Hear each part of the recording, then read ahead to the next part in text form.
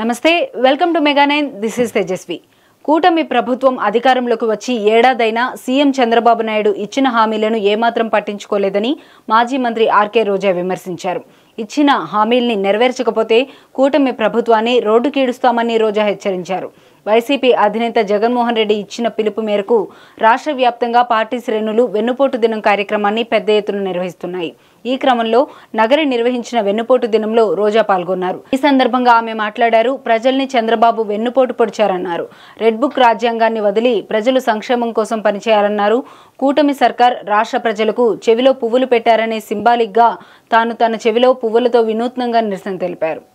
ప్రభుత్వం అధికారంలోకి వచ్చాక సంవత్సర కాలం అవుతున్నా ప్రజలకు ఇచ్చిన హామీలని నెరవేర్చకుండా ఈరోజు రెడ్ బుక్ రాజ్యాంగం అంటూ కక్ష సాధింపు చర్యలకు మాత్రమే వాళ్ళు ఏ విధంగా కన్ఫైన్ అవటమే కాకుండా ఈ రాష్ట్రాన్ని దాచుకుంటూ ఇంకా ఈ రాష్ట్రాన్ని అప్పుల్లో ముంచేస్తుంటే ఈ రాష్ట్రాన్ని కాపాడుకోవాలి, ఈ రాష్ట్ర ప్రజలకి అండగా ఉండాల్సిన బాధ్యత ప్రజా పార్టీ అయిన వైఎస్ఆర్ కాంగ్రెస్ పార్టీకి ఉంది. కాబట్టి ప్రజల తరఫున ఈ రోజు ఏదైతే ఈ కూటమి ప్రభుత్వం ప్రజలకి వెన్నుపోటు పొడిచి సంవత్సరం అవుతుందో ఈ జూన్ 4ని వెన్నుపోటు దినంగా మా నాయకుడు జగన్మోహన్ రెడ్డి గారు అనౌన్స్ చేయడమే కాకుండా ఈరోజు రాష్ట్ర వ్యాప్తంగా ప్రజలకి అండగా ర్యాలీలు చేసి అఫీషియల్స్ కి మెమరాండం ఇచ్చి అది ప్రభుత్వానికి అందజేసి వాళ్ళు ఇచ్చిన హామీలని వాళ్ళ మేనిఫెస్టోని నెరవేర్చమని డిమాండ్ చేస్తున్నాం.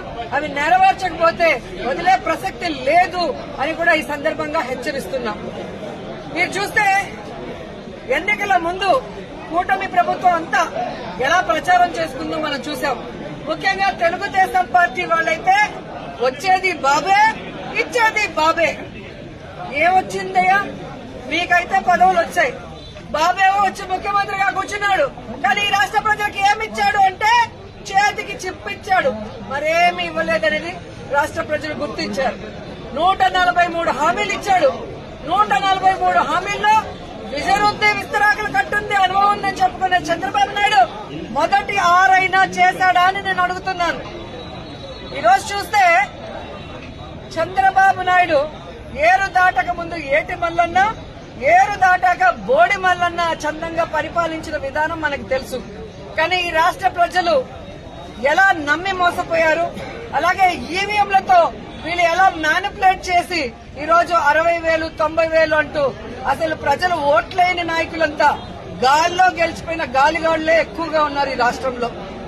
సో ఈ రోజు నేను ఎందుకు ఇది చెప్తున్నాను అంటే జగన్మోహన్ రెడ్డి గారు ఎన్నికల్లో చెప్పడం జరిగింది, చంద్రబాబు నాయుడు 3 సార్లు ముఖ్యమంత్రి అయినా ఏ రోజు చెప్పిన వాగ్దానాన్ని నెరవేర్చలేదు, పిల్లలిచ్చిన మామనే వెన్నుపోటు పొడిచిన వాడు, జాగ్రత్తగా ఉండండి అని. కానీ ఈవీఎంల దగ్గర మనం ఏం చేయగలం? సో ఈవీఎంలని మ్యానిపులేట్ చేశారు. కొన్ని చోట్ల అమాయకమైన ప్రజలు, రైతులు, మహిళలు కూడా జగన్ గారే ఇచ్చినప్పుడు చంద్రబాబు నాయుడు, లోకేష్, పవన్ కళ్యాణ్ ఇస్తారేమో, పవన్ కళ్యాణ్ చెప్పిన మాటలు నమ్మి చాలా మంది ఓట్లు వేయడం కూడా జరిగింది. కానీ ఈ రోజు చూస్తే సూపర్ 6 చేస్తామన్న చంద్రబాబు నాయుడు సూపర్ 6 చేశాడా అని అడుగుతున్నాను. అన్నిటికీ వెన్నుపోటు పొడిచింది నిజం కాదా అని అడుగుతున్నా. ఈ రోజు తల్లికి వందనం ఇస్తానన్నాడు, కానీ ఇవ్వకుండా వెన్నుపోటు పొడిచాడు. రైతుకు అన్నదాత ఇస్తా అన్నాడు, ఇవ్వకుండా వెన్నుపోటు పొడిచాడు.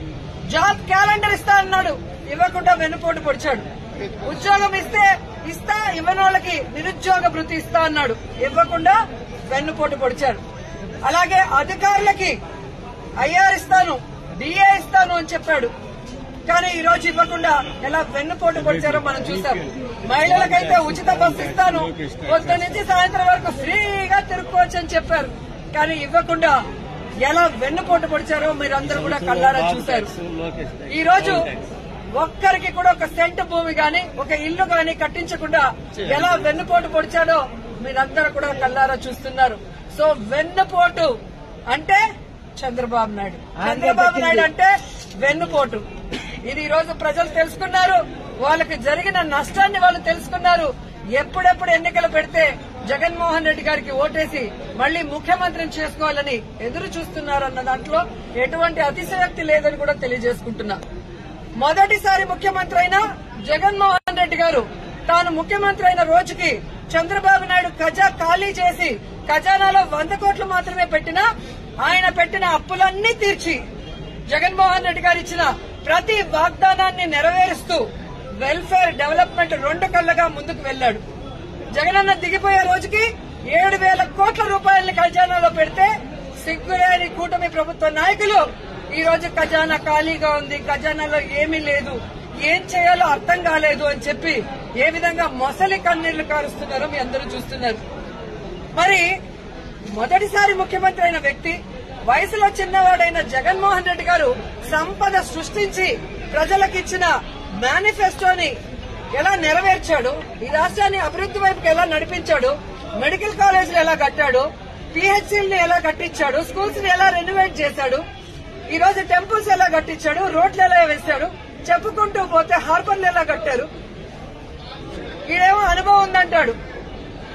సంవత్సరం అవుతుంది, ఒక్క సెంటు భూమి ఒకరికి ఇచ్చారా, ఒక ఇల్లు కట్టించారా? జగన్మోహన్ రెడ్డి గారు దిగిపోయే రోజుకి ఫినిషింగ్ లో ఉన్న మెడికల్ కాలేజీలు ఇంతవరకు పూర్తి చేయట్లేదు. వాటిని అమ్మేసి జగన్ గారి పేరు ఎవరు గుర్తు పెట్టుకోకూడదన్న ప్రయత్నం చేస్తున్నారు. హార్బర్లను అమ్మేయాలని చూస్తున్నారు ప్రైవేట్ వాళ్ళకి. స్కూళ్లన్నీ కూడా నిర్వీర్యం చేస్తున్నారు. ఇప్పటికే సిబిఎస్ఈ తీసేశారు, ఐపీది కట్ చేసేశారు, ట్యాబ్స్ కట్ చేసేశారు, రెనోవేషన్ లో ఫైనల్ స్టేజ్ లో ఉన్న వాటిని ఆపేశారు. అలాగే పిహెచ్సిలు, హాస్పిటళ్లు ఏవైతే బ్యాలెన్స్ ఉన్నాయో వాటన్నిటిని ఆపేయడం మనం కళ్ళారా చూస్తున్నాం. ఇంతవరకు ఒక గుడి కట్టించారా, ఒక బడి కట్టించారా, ఒక రోడ్డు వేశారా, ఒక ఇల్లు కట్టించారా అంటే ఏమీ కూడా లేదు. వీళ్ళు సూపర్ 6 ని గాలికి వదిలేసి సూపర్ స్కామ్లు చేసుకుంటూ ముందుకెళ్తున్నారు. ఈ రోజు ఈ రాష్ట్రంలో చూస్తే బెల్ట్ షాపులు, పర్మిట్ రూములు ఇప్పటి ముప్పటిగా ఇచ్చి మద్యంతో ఎలా దోచుకుంటున్నారు. ఖజానా బొక్కబట్టారు. ఈ రోజు కూటమి ప్రభుత్వ జోబీలు మాత్రం ఫిల్ అవుతున్నాయి మద్యంతో. అలాగే ఇసుక మాఫియా, ఉర్సా భూముల mafia, ganja mafia, drugs mafia, ఈ విధంగా ఇష్టానికి తయారయ్యారు. పోలీసులు ఎలా తయారయ్యారంటే రెడ్ బుక్ రాజ్యాంగానికి కాపలా కాస్తున్నారు.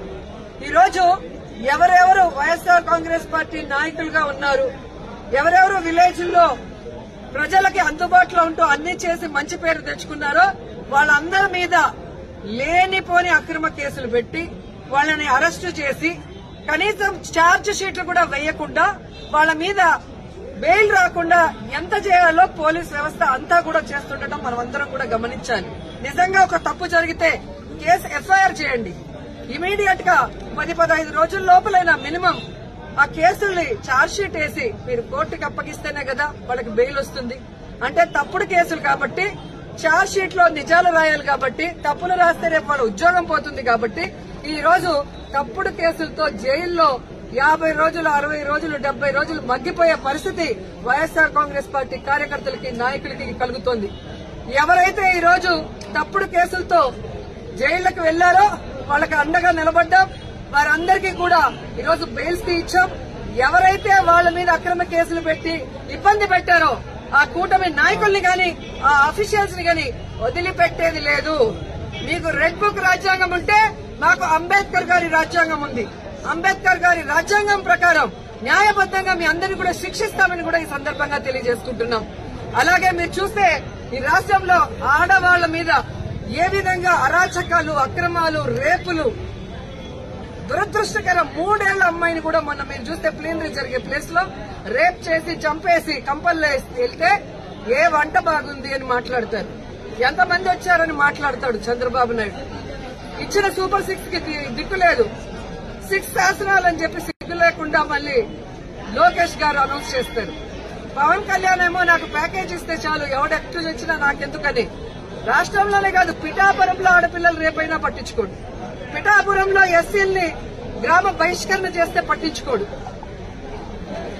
సుగాలి కేసు అన్నారు, ఏమైందో తెలియదు. 30,000 మంది మాయమయ్యారన్నారు. మరి ఆ రోజు ఇంటెలిజెన్స్ వ్యవస్థ నీకు చెప్తే ఈ రోజు కూటమి ప్రభుత్వంలో ఉన్న నీకు ఇంటెలిజెన్స్ చెప్పదా 30,000 మంది ఎక్కడున్నారు? చంద్రబాబు నాయుడు ఎదురుగా నించొని ప్రజలకి వెన్నుపోటు పొడిచిన కట్టప్ప అయితే సైడ్ నుంచి పొడిచిన కన్నింగ్ కట్టపులు పవన్ కళ్యాణ్ అండ్ లోకేష్ అని కూడా ఈ సందర్భంగా తెలియజేసుకుంటున్నాను. సో ముగ్గురికి నేను చెప్తున్నా, మీరు ప్రజలకి వెన్నుపోటు పొడిస్తే సైలెంట్ గా వెళ్లే పరిస్థితి లేదు. ప్రజలకి అంటగా జగనన్న ఉన్నాడు. జగనన్న వెనక మేమందరం ఉన్నాం. జగనన్న సైనికులుగా మీ ప్రభుత్వం మెడలు వంచుతాం. ప్రజలకు మీరు ఇచ్చిన హామీలు నెరవేర్చేంత వరకు ముఖ్యంగా రైతు బాగుంటే రాష్ట్రం బాగుంటుందని నమ్మిన వ్యక్తులు వైఎస్ఆర్ గారు, జగన్మోహన్ రెడ్డి గారు. రైతు బాంధవులుగా వాళ్ళకి కావాల్సినవన్నీ చేశారు. రైతుకు గిట్టుబాటు ధర ఇచ్చారు. రైతుకి పెట్టుబడి రైతు భరోసా ద్వారా రబీకి గాని ఖరీఫ్కి గాని అందించడం మనం చూసాం. అలాగే వాళ్ళ గ్రామాల్లోనే వాళ్ళకి నాణ్యమైన విత్తనాలు గాని ఎరువులు గాని వ్యవసాయానికి సంబంధించిన పనిముట్లనన్నీ కూడా